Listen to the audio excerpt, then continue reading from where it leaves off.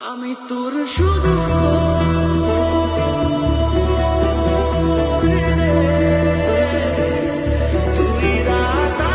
তোমার যেটা ইচ্ছা সেটা করো। ইউ আর হ্যাপি, তুমি খুশি, তাতেই আমি খুশি।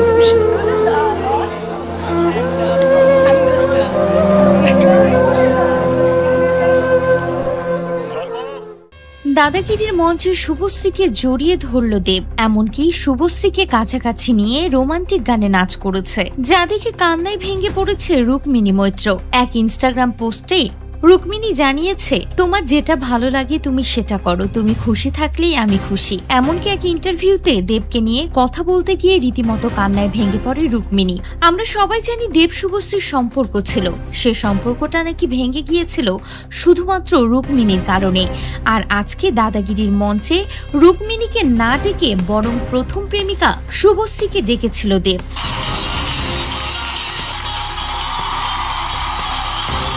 দাদাগিরির মঞ্চে শুভশ্রীর সঙ্গে নাচ করতে দেখা যায় দেবকে, এমনকি শুভশ্রীকে কাছে টেনে জড়িয়ে ধরে দেব, যা চোখ এড়ায়নি রুক্মিণীর। দেব শুভশ্রীর ভক্তরা খুশি হলেও দেবের সব থেকে কাছের মানুষ তার প্রেমিকা রুক্মিণী মৈত্র বিষয়টি ভালোভাবে নেয়নি। তবে কি সত্যি রুক্মিণীকে দূরে ঠেলে দিয়ে শুভশ্রীর কাছাকাছি চলে আসছে দেব? সিনেমা করতে গিয়ে কি আবারও পুরনো প্রেমিকার প্রেমে পড়লেন দেব? আপনাদের কি মনে হয় অবশ্যই কমেন্ট করে জানাতে ভুলবেন না। দিয়ে যায় শুধু ব্যথা আমার থেকে খুব junior, she is just few films old. তার অনেক 5 বছর আগে থেকে আমি তার সাথে জড়িত।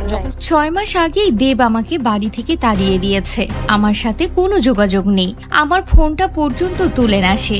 দেবের জীবনে শুভশ্রী আসাতেই আমাদের দূরত্ব বেড়ে গেছে, বলা যেতে পারে সবকিছুই শেষ হয়ে গেছে। আমাকে ঠকানো হয়েছে, বিয়ের প্রতিশ্রুতি দিয়ে এখন আমাকে ঘর ছাড়া করে দিয়েছে।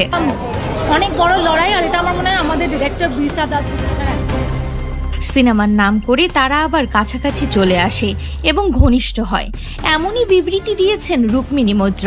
বলা যেতে পারে টলিউডে এখন দেব শুভশ্রীর সম্পর্ক নিয়ে জোর চর্চা চলছে। এরই মধ্যে রুক্মিণীর এমন বিবৃতি পাওয়ায় হতাশ হয়েছেন দেব রুক্মিণীর ভক্তরা। তবে রুক্মিণীর এই বিবৃতির কোনো সত্যতা পাওয়া যায়নি।